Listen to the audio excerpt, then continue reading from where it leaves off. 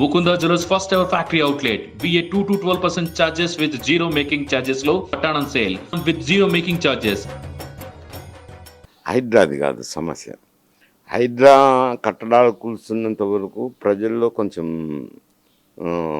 సంతోషం వ్యక్తం చేశారు. అంటే నాగార్జున కూల్చే వరకు బాగానే ఉంది. కాదు నాది సిమెంట్ కాదు, హైడ్రా కూల్చివేతల మీద అయితే వ్యతిరేకత రాలే. ఎందుకనంటే ఇప్పుడు హైదరాబాద్ సిటీ కొద్ది వర్షం పడినా కానీ నీరు నిలుస్తుంది, నీటి పారుదలకు అడ్డంకులు ఉన్నాయి. ఈ నలాలు ఆక్యుపై చేయడము, తర్వాత చెరువుల ఆక్రమణలు చేయడం వల్ల నీటి ఫ్లోకు, నేచురల్ ఫ్లోకు అడ్డం కలిగిస్తున్నారు. కాబట్టి ఇటువంటి సమస్య ఉత్పన్నమవుతుంది. చేసింది మంచి పనేలే, మంచి కార్యక్రమం అని హైడ్రాకు పేరు వచ్చింది. ఇది చేసింది మూసీ నది ప్రక్షాళన. మూసీ నది ప్రక్షాళనకు బోర్డు ఒకటి నియమించినారు. అది సపరేట్ బోర్డు, ఈ హైడ్రాకు సంబంధం లేదు. అది రూరల్ ఏరియాలో చేసే చోట సమస్య లేదు. ఇక్కడ ఓల్డ్ సిటీ కాడికి వచ్చేసరికి నువ్వు అన్నట్లు కష్టం చేసి ఏదో చేసి సంపాదించుకున్న ఆస్తికి మార్కింగ్ ఇచ్చేతలకి కొంచెం రియాక్షన్ వచ్చింది. మళ్ళీ కింద నల్గొండలో పోతే ఈయనక మంచిదే కదా, మూసి ప్రచారం చేస్తే మాకు మంచి నీళ్ళు వస్తాయి కదా అనేది ఉంది వాళ్ళకు. నల్గొండలో జాయిన్ అవుతుంది కదా, మూసీ నది పోయి కృష్ణానదిలో నల్గొండలో జాయిన్ అవుతుంది. ఇక్కడ ఈ కెమికల్ ఇండస్ట్రీస్ ఇవన్నీ వ్యర్థాలు జరుగుతున్నదని వ్యర్థాలు కాకుండా ఇక్కడ డ్రైనేజ్ రావడము ఇవన్నీ సమస్యలు అయినాయి.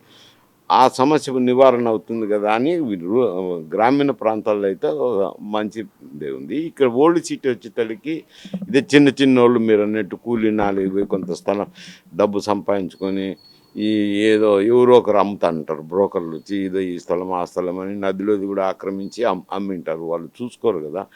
ఇక్కడ వచ్చేసరికి తెలంగాణ వచ్చేసరికి ఈ సర్వే నెంబర్లు సరిగా ఉండవు.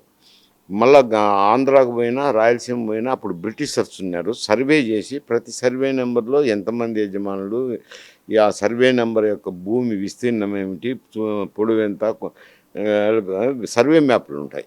ప్రతి సర్వే నెంబర్కు సర్వే మ్యాప్ ఉంటుంది. అది గ్రామాల్లోనే ఉంటుంది. రెడ్డి కర్నాల్లోని వ్యవస్థ ఉంటాయండి, వాళ్ళ దగ్గర ఉంటున్నాయి. కర్నాల దగ్గర ఈ సర్వే. ఇప్పుడంటే ఈ విఆర్ఓలు ఇవన్నీ విఏఓలు వచ్చి ఎక్కడెక్కడ పోయినాయి. కానీ పూర్వం అయితే కర్ణం దగ్గర భద్రంగా ఉంటాండే. ఎవరైనా కానీ పిల్లలు తెలిసి తెలియక తండ్రి చనిపోయినప్పుడు స్వామి మాకు అక్కడ భూమి ఉండాలని అని అడిగితే పలానా చోటు ఉంది పో, ఇంత పొడవు ఉంది, ఇంత వెడల్పు ఉంది అని అంత ఖచ్చితంగా చెప్తున్నారు. ఆంధ్ర రాయలసీమ వరకు వచ్చి మిగతా ప్రాంతాల్లో దేశం ఇక్కడ వచ్చి తనకి నిజాం నవాబు పాలించినారు, బ్రిటిషర్స్ రాలేదు, సర్వే జరగలేదు.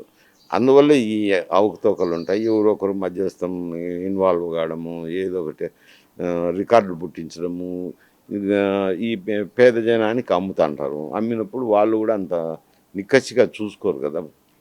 చేసుకున్నప్పుడు ఇటువంటి సమస్యలన్నీ ఉత్పన్నమవుతాయి. ఇక్కడ రీహాబిలిటేషన్ చేసిన తర్వాత ఈ కార్యక్రమం చేపట్టింటే బాగుండేది. పొట్టగొట్టడం అనేది వాళ్ళు మార్కింగ్ ఇచ్చినారు, ఇంతవరకు నిర్మాణాలను కూల్చలేదు. కన్సెంట్ ఇచ్చిన నిర్మాణాలను ఏదో కూలీలను పెట్టి నిన్ననో మొన్ననో ఒక చోట కూల్చినారు. అవి వాళ్ళ కన్సెంట్ ఇచ్చి బయటికి వెళ్ళిన తర్వాత ఇప్పుడు కూడా అనేది ఇక్కడ అయితే సమస్య. అది ఏదో కష్టం చేసుకొని బతికి ఇంత కాస్తం పూస్తం మొదలు పెట్టుకున్న ఆస్తిని పోతే బాధపడతారు. వాళ్ళని రీహాబిలిటేషన్ చేయండి, చేసినాక చేయండి అని అంటున్నారు. ఆయన ఏదో అలిగేషన్స్ చేస్తుంటారు. కానీ ఈ మూసీ నది అయితే వాళ్ళ ప్రభుత్వం ఉన్నప్పుడు కూడా సర్వే చేయించడం జరిగింది. ఏది ఆక్రమణకు గురైనా ఎన్ని బిల్డింగులు ఉన్నాయని ఆ బిల్డింగులను కూల్చేదానికి కూడా జీవోయి కూడా ఇష్యూ చేసినారు. మళ్ళీ వివిధ కారణాల వల్ల ఈ రియాక్షన్ వస్తుంది అనుకున్నారేమో, నిలిపివేసినారు. అమలు కాకుండా నిలిపివేసినారు. ఇప్పుడు వాళ్ళు చేసి ఒకటి కాంగ్రెస్ వాళ్ళు చేసేతలకి తప్పు అనడం అది అంత భాయంగా అనిపడదు కదా. విమర్శించవచ్చు అనుకో, మాట్లాడచ్చు, బాధితులకు న్యాయం జరగాల ఇటువంటివి మాట్లాడచ్చు.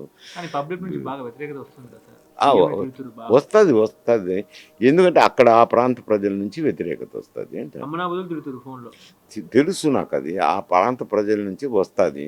వీలైనా కానీ కొంచెం ఆలోచన చేసి ఉండాల్సింది. మూసీ టెండర్లు రాబర్ట్ వాద్రాకి ఇచ్చారని చెప్పి చెప్తున్నారు రాహుల్ గాంధీ బావ. వాళ్ళు వచ్చి ఈ కాంట్రాక్ట్లు ఏం చేస్తారులేండి. ఈ మరి ఓవర్ యాక్షన్ అంటారు దీని ఓవర్ యాక్షన్ అంటే.